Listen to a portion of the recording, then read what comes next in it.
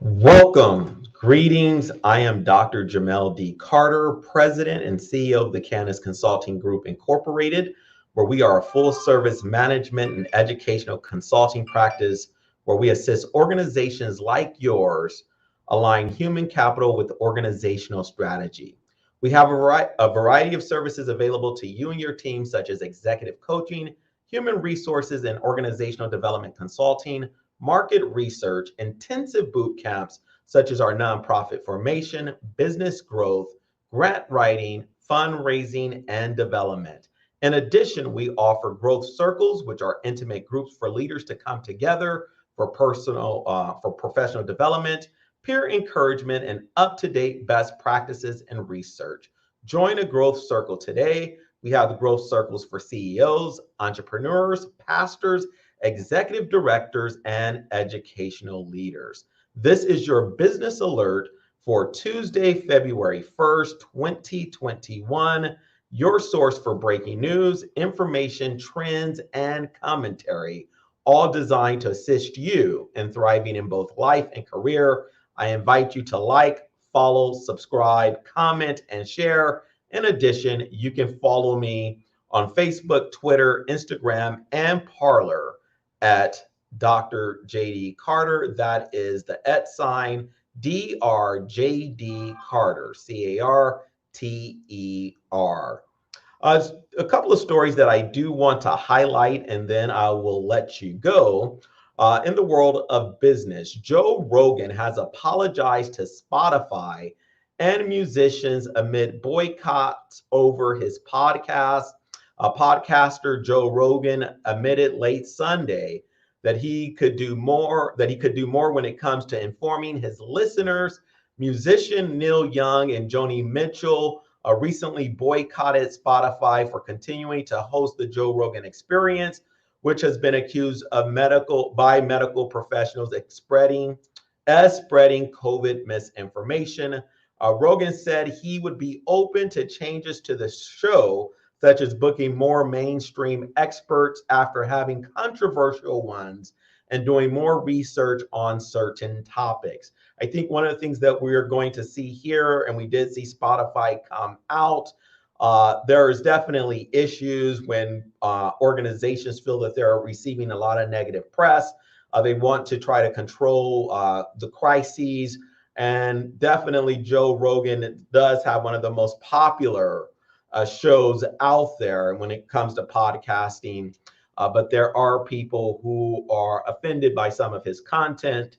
I do think if you are a content professional, if you are creative, you do need to be aware of the fact that not everyone's going to like your content. And yes, you can be risque, and that can draw a lot of people in, a lot of eyeballs, a lot of listeners. But ultimately, companies such as Spotify are going to want to protect their bottom line. So if they feel their bottom line is threatened, I think this is why we're seeing Joe Rogan come out and apologize, because this is not a good look for Spotify. They want people to continue to invest. They want people to listen to their material, all so they can increase their revenue. And so Joe Rogan and what he's doing is causing some controversy, but I'm sure this will pass, and both he and Spotify would be able to weather this storm. The New York Times has bought puzzle game Wordly for a low seven-figure amount, and this is adding to one of several recent digital acquisitions by the New York Times.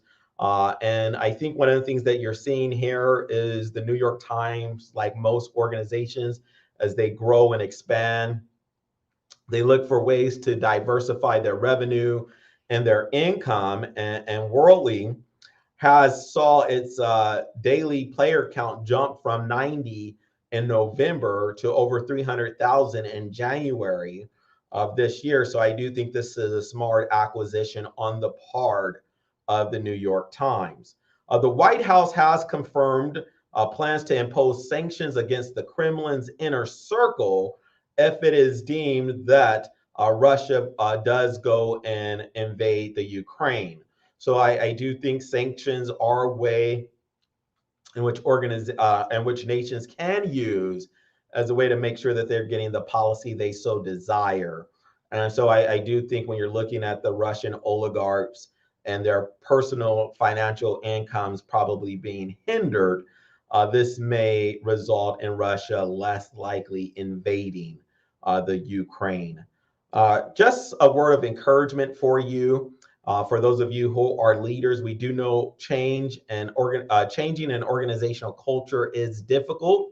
And with that said, it's important that everyone on your team understands the assignment when you're looking to bring about organizational change. During difficult times, everyone on your team should be making their best effort toward turning the climate around. It's understandable to prune those that are having a tough time committing to the work ahead.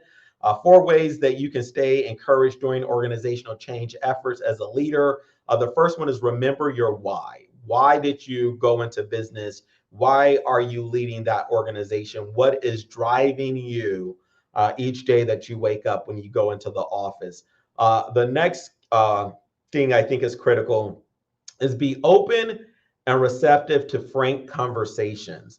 I think many times organizational change initiatives stifle because the leader is not willing to have open, frank dialogue with those that are beneath them or below them or working alongside them to bring about the change initiative. There may be peers or colleagues that are working with you that will come to the realization that something you're planning may be poor, may be poorly designed, and in the work and not in such a great I guess what I'm trying to say will not be such a great aspect for your organization in terms of moving forward. So if you are a leader, you have to be willing to be open to the frank dialogue and conversation and know that not everyone is going to agree with you. Some people may be able to see things a lot more crystal clear than you see them. And if you're open, then that can help you usher in the organizational change. Also, it's critical that you understand that progress can be slow when you're bringing about an organizational change initiative. Yes, it happens, but if you give it time, and eventually you will reap what you have planted. Also, be aware that you're going to have to celebrate small wins. It's going to be incremental wins that are going to lead to the long-term win that you're so seeking when it comes to your organizational change initiative. One of the things that I have found interesting when I'm coaching people in the C-suite is to remind them that it's important that they discuss subjects that they don't like to discuss. And so I think as a leader, one of the things that I try to ask my C-suite clients is what subjects or topics seem to be regularly avoided within their organization. And the reason why I ask this question is because organizations never grow and will never grow if the leadership team continues to avoid the difficult subjects and topics. Great organizations have the ability to pay attention to the realities that surround them. And if you want your organization to grow, you're going to have to be able to have those frank discussions that we were talking about when it comes to instituting organizational change. I just want to remind you that the Kayannus Consulting Group's team of coaches and consultants are always available to help assist you and your organization align human capital with organizational strategy. For a no-fee consultation, please contact our offices at 1-800-418-5350. Once again, that number 1-800-418-5350. I hope today's alert you found it to be informative, encouraging, and noteworthy. Once again, I invite you to like, follow, subscribe, comment, and share. Help us get the word out. I pray that the favor of God shines upon you and your organization this week.